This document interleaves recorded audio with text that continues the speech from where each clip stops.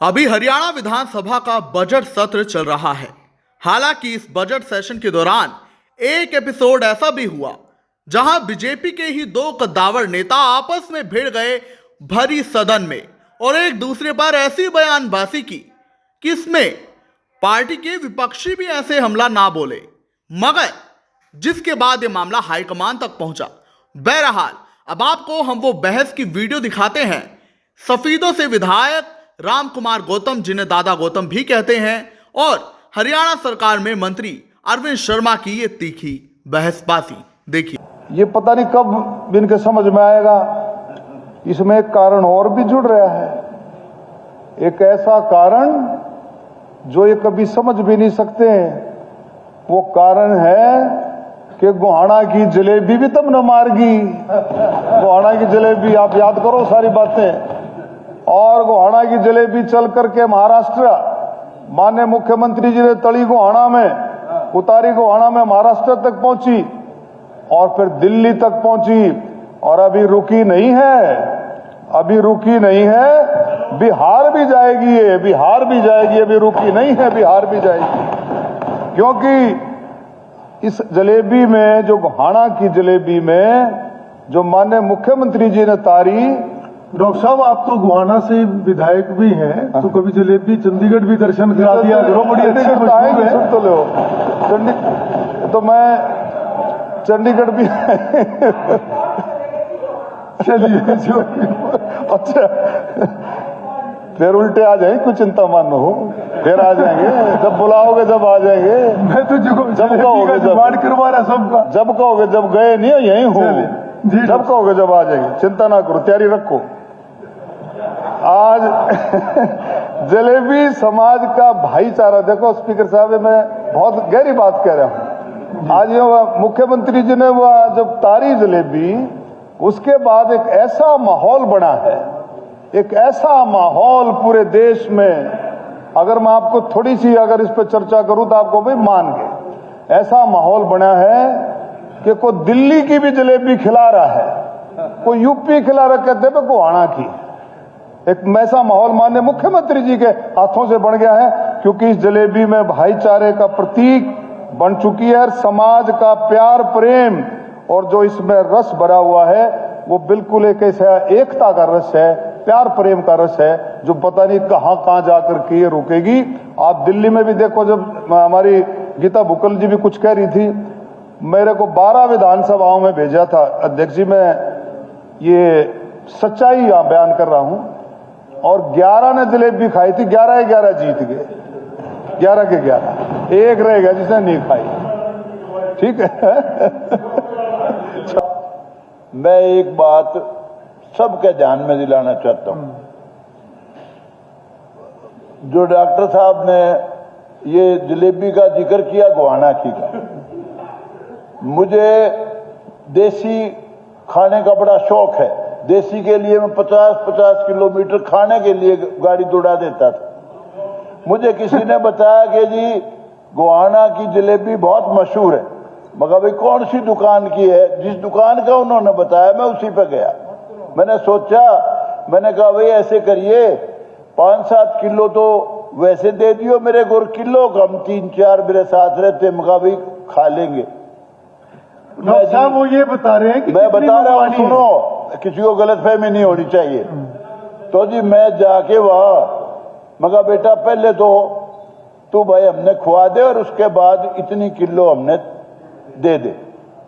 खान लगा तो जी देसी की मुकारनी आई कतई। और मैं उसने बोला, मैं कह रहे देसी लगा रखा तुमने? कहने लगा जी देसी की दुकान है। अरे मैं कहा उल्लू, इसमें तो देसी का बीज भी नहीं। उसका मुंह सूख गया जी, बिल्कुल ऐसा हो गया जैसे इसका कुछ मार दिया हो किसी ने। सारा गंद लगा रखा रामखोर। मैंने उसको बहुत धमकाया, पूछ लेना कभी ये वाकया हुआ था कि नहीं हुआ था। कोई गोहाना की जलेबी की तरफ मुंह भी ना करना। मैं कह रहा हूं राम कुमार गौतम 99.9 डालडा बकवास, बिल्कुल नाम बिक रहा है। वो बुजुर्ग जो थे वो किसी जमाने में जलेबी अच्छी खिलाते थे, बनाते थे देसी घी की, अब नहीं बिल्कुल होती। अब तो मेरा डालडा रड़ंगा बिके। और एक बात और बता देता हूं, दो तरह के लोग होते हैं अध्यक्ष महोदय। एक वो लोग होते हैं जो कड़वाल से कड़वाल कोई गाय या भैंस की धार काटने, वो है डॉक्टर। और एक ऐसे होते हैं जो पोसी पुसाई ने भी उखड़ा दे, वो है राम कुमार गौतम। आपने जलेबी का जुगाड़ खो दिया हमारा बलवान जी, बलवान सिंह।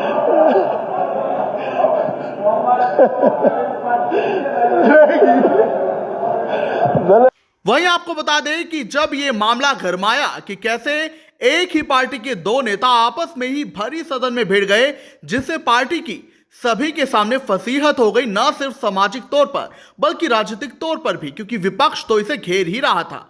वहीं आपको बता दें कि हाईकमान ने इस मामले को गंभीरता से लिया। इस सूत्रों के हवाले से जानकारी है और सभी नेताओं को इस पर अमल करने के लिए भी कहा गया कि अब वो आइंदा से कभी भी ऐसे बयानबाजी आपस में ना करें। वो पार्टी के प्लेटफॉर्म पर ऐसे बयानबाजी अपनी बात रख सकते हैं, लेकिन सबके सामने यूं हरकतें नहीं करनी।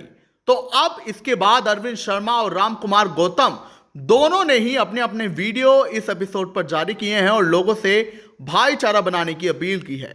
ये देखिए दोनों के वीडियो। विधानसभा में हुआ है मेरा और डॉक्टर अरविंद शर्मा का, उसके बारे में अनेक लोगों के मुझसे फोन आए हैं। बहुत लोगों ने दुख प्रकट किया है।